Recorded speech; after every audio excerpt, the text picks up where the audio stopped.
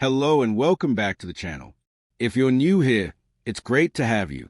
Today's episode is one of the most important and time-sensitive updates we've shared, especially for those of you who are already retired, approaching retirement, or helping to manage finances for someone who is. We're talking about a major change coming from the Department for Work and Pensions, DWP, that affects how pensions and benefits will be paid from July 2025 onward.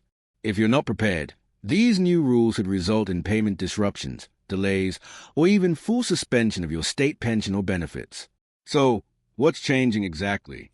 The DWP has confirmed that, starting from the 21st of July 2025, all pensions and benefits must be paid directly into a UK bank or building society account that is held in the name of the claimant.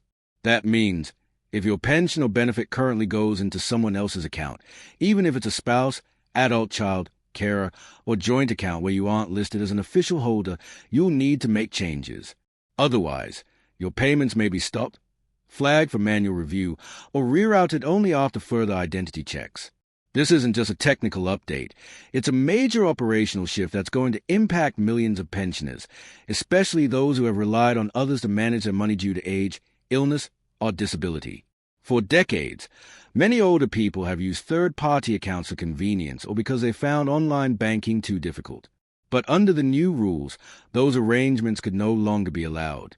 And if you don't act before the change takes effect, you may find yourself waiting weeks or even months for your payments to be reinstated. Let's talk about why this rule is being introduced.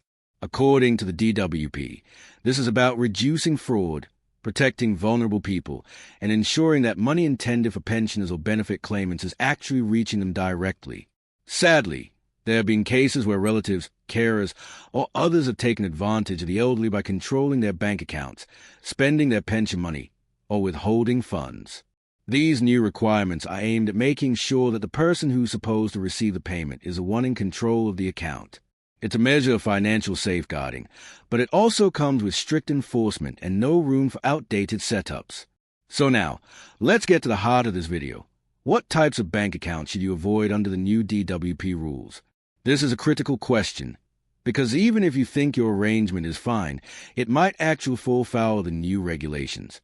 I'll walk you through each category clearly, so you'll know exactly what needs changing, if anything, and how to do it before the deadline hits. Warning sign #1. Accounts held in another person's name. The number one type of account to avoid is one that is not in your name at all.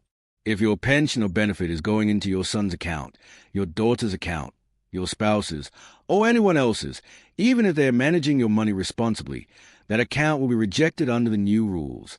The DWP has stated that all payments must go into an account where the claimant is the legal account holder. So even if you trust someone completely, that arrangement must end before July 2025. Warning sign #2. Joint accounts without verified claimant name. Joint account can still be used, but only if the claimant's name is explicitly and officially attached to the account. If you're part of a joint account with your spouse, for example, but only their name shows up in the bank system, or you're just an informal user, it may be flagged as non-compliant. Make sure the bank can confirm, both to you and to the DWP, that your full legal name is listed as a joint account holder. Warning sign #3. Care of or informal management accounts.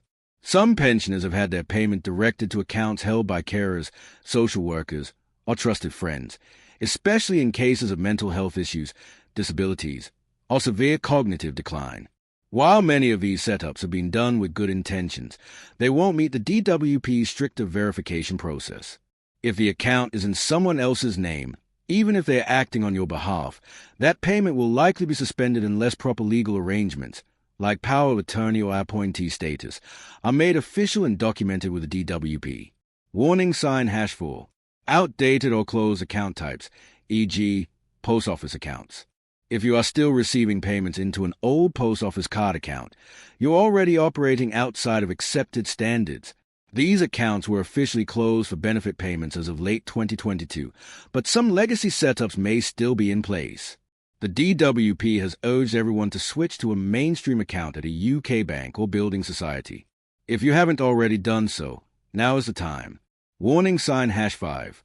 Prepaid, fintech, or unregulated accounts. There's been a rise in online-only banking services like Money's, Revolut, Pocket, Wise, and others. While some of these are legitimate, many do not meet the full compliance requirements for DWP benefit payments. Accounts must be UK regulated, include full ID verification, have the claimant as a name holder, and be linked to a UK sort code and account number. If you're using a prepaid card or app-based bank that doesn't meet these criteria, your payments could be rejected. White-heavy checkmark what kind of account is acceptable. Let's be clear, the DWP is not asking people to use any fancy financial tools. They simply require a basic current account or building society account in the UK, where the claimant is the account holder.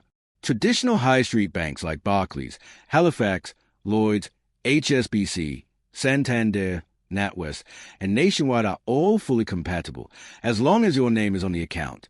Joint accounts are fine, again, if you're clearly listed. The DWP also accepts most standard building societies and credit unions. Setting up one of these accounts is relatively easy. You will need one form of government-issued ID, such as a passport, driving license, or national ID card. Proof of address, like a utility bill or tenancy agreement. National insurance number for benefit matching. If you don't have a passport or photo ID, some banks have special processes for older people or vulnerable individuals, especially those who have limited documentation. You can also bring someone with you to the branch to help, and some banks even offer in-home services for housebound pensioners.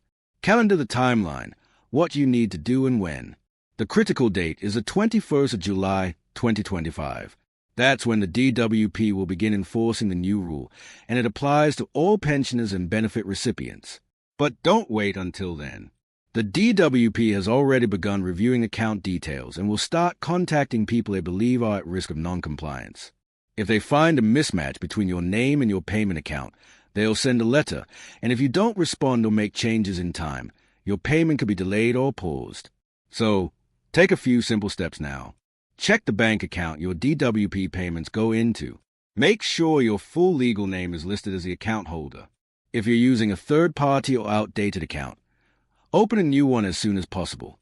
Notify the DWP of the change through the gov.uk website or by phone. Don't ignore any letters or messages from the DWP about this. They are trying to help people prepare. Acting now can prevent serious disruptions to your financial stability next year. Final thoughts. Let's be honest, navigating benefit changes can be confusing, especially when it comes to banking. But this one is too important to ignore. The new 2025 DWP rule is not just a suggestion, it's a mandatory requirement, and failure to comply can mean missed payments, frozen pensions, and a lot of unnecessary stress. The good news is that the solution is simple. Just make sure you have a bank account in your name, and give those details to the DWP before next summer. I know that for some people, especially those who are elderly, isolated, or living with illness, this might feel overwhelming. So please, if you're watching this and you know someone who needs help, reach out to them. A few minutes helping a grandparent, parent, or neighbor could save them weeks of worry later on. As always, thank you for watching and for staying informed. This channel is here to make complex things simple and to make sure people don't get left behind by bureaucracy.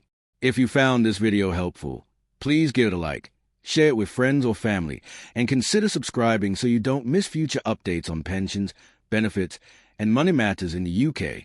Until next time, take care, stay safe, and be proactive. A small action today can protect your income tomorrow.